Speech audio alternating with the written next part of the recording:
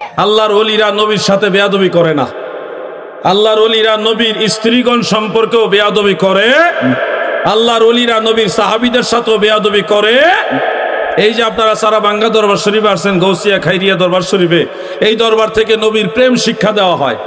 নবীর দিদার কিভাবে পাইবেন সেই শিক্ষাই দরবারে দেওয়া হয়। আল্লাহর ওলিদের দরবারে নবীর দিদার, নবীর শাফাত পাওয়ার পথ দেখানো হয়। ঠিক কিনা বলেন? দাও গো আমায় নবীজির দিদার গিয়াস কেবলা জান, দাও গো আমায় নবীজির দিদার। বহু বছর আগের থেকে আমি গজলটা গাড়িতে শুনি। হুজুরের আওলাদ এই গজলটা গাইতেন। আল্লাহর ওলিদের মাধ্যমে মদিনাওয়ালার দিদার পাওয়া যায়, রসুলের শাফাত পাবেন যদি তিনাদের পথ মত গ্রহণ করেন। আর যদি বলেন না আমি বড় স্কলার পাইছি, স্কলার বড় শেখ পেয়েছি, দেখবেন এই শেখ কয়দিন পরে কইব নবীজি নিজেই লেখাপড়া জানতো না। দেখবেন বেশি উনি যে শিখছে, জ্ঞান আহরণ করেছে, এত বড় ডিগ্রি নিয়েছে, কিসের মাধ্যমে? নবীর হাদিস পড়াই তো ডিগ্রি পাইছে নাকি? এত বড় শাইখুল হাদিস ডিগ্রি পাইছে নবীজির হাদিস শরীফ পড়ে। এই ডিগ্রি পেয়ে এখন উনি বলতেছে আল্লাহর নবী লেখাপড়া জানতো। কি শেখ পাইছেন আপনি? আর আল্লাহর ওলিদের কাছে গেলে বলবে শোনো হে সন্তান, শোনো হে বৎস, আল্লাহর হাবিবের সিনা মুবারকে আল্লাহ তাআলা ইলমে লাদুন্নি দিয়েছে। সেই ইলমে লাদুন্নি সিনা বই সিনা হয়ে আল্লাহর ওলিদের মাধ্যমে তোমাদের সিনাতে আসবে। এই জ্ঞান যদি আহরণ করতে পারো, তোমরা দুনিয়া আখিরাতে রাজত্ব করতে পারবে। ঠিক কিনা বলেন? عن جابر بن عبد الله رضي الله تعالى عنه قال قال رسول الله صلى الله عليه وسلم العلم علمان فعلم في القلب فذاك علم نافع وعلم على اللسان فذاك حجة الله عز وجل। হযরত আনাস, হযরত হাসান বসরি তিনাদের থেকে হাদিসটা বর্ণিত রয়েছে। আমার দাদু ভাইয়ের আল্লাহর হাবিব বলেন এলেম হলো দুই প্রকার। একটা এলেম থাকে সিনার ভিতরে, আর একটা এলেম থাকে জিহ্বার উপরে। ইমামুল হারামাইন মোল্লা আলী কারি হানাফি রহমাতুল্লাহ আলাই মিশকাতে লা ইলাহা ইল্লাল্লাহ লা ইলাহা হক লা ইলাহা ইল্লাল্লাহ মুহাম্মদ রবিউল আউয়াল চন্দ্র মাস নূরের নবীজি প্রকাশ বিমোহিত আকাশ বাতাস পড়ুন কালিমা মুসলমান লা ইলাহা মারহাবা লা ইলাহা। মাশাআল্লাহ, জোরে আল্লাহর ওলিদের দরবারে জিকিরের তাসিরই আলাদা। ইল্লাল্লাহু লা ইলাহা লা ইলাহা হক লা ইলাহা ইল্লাল্লাহু মুহাম্মাদুর চাঁদ সূরজ যার নূরের ছায়ায় এলেন নবীজি এই ধরায় গর্বে মত এই জাহান পড়ুন কালিমা মুসলমান লা ইলাহা মারহাবা লা ইলাহা লা ইলাহা হক লা ইলাহা ইল্লাল্লাহু মুহাম্মাদুর সাল্লাল্লাহু আলাইহি ওয়া আলিহি ওয়াসাল্লাম। আমার দাদু ভাইরা গো, যে কথাটা বলছিলাম আল্লাহর রসুলের হাদিস শরীফের মধ্যে উল্লেখ, ইলম হলো দুই প্রকার। আল ইলমু ইলমান, ইলম দুই প্রকার। একটা ইলম থাকে কলবের ভিতরে, আর একটা ইলম থাকে জিহ্বার উপরে।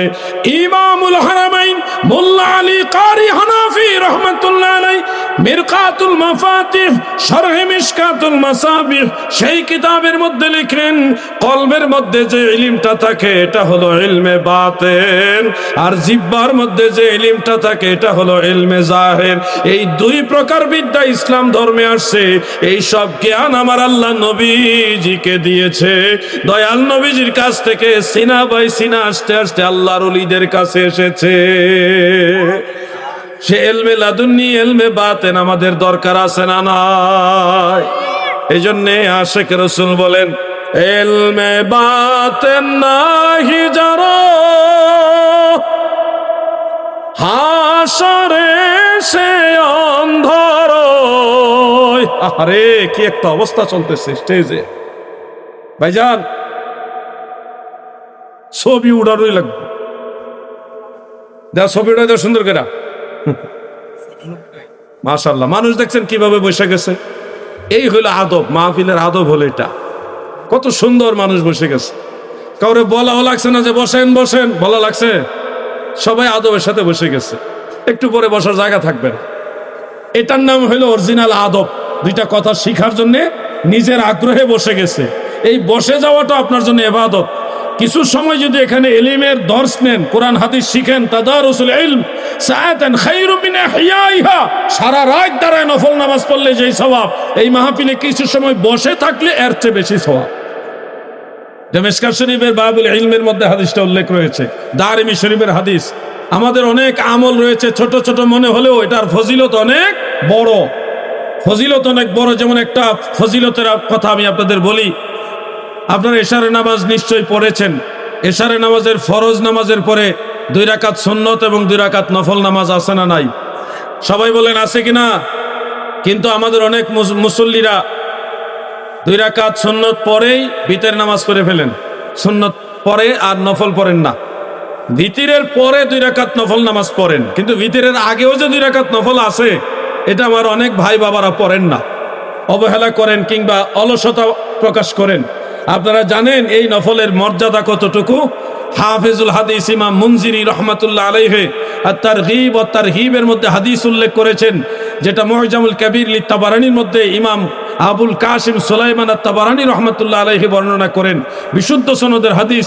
প্রিয় নবীজি বলেন, ক্বালা রাসূলুল্লাহ সাল্লাল্লাহু আলাইহি ওয়াসাল্লাম, মান হাফিজা 4 রাকাতিন বা'দাল ইশাই, ইশারের নামাজের পরে 4 রাকাত নামাজ যারা যথাযথ রক্ষা করবে, 2 রাকাত সুন্নত এবং 2 রাকাত নফল, ভিতরের আগে 4 রাকাত, এই নামাজ যারা পড়বে, আল্লাহর রাসূল বলেছে লাইলাতুল কদর পাইলে যত সওয়াব হইতো ওই নফল নামাজ পড়লে ওই সমান সওয়াব হবে।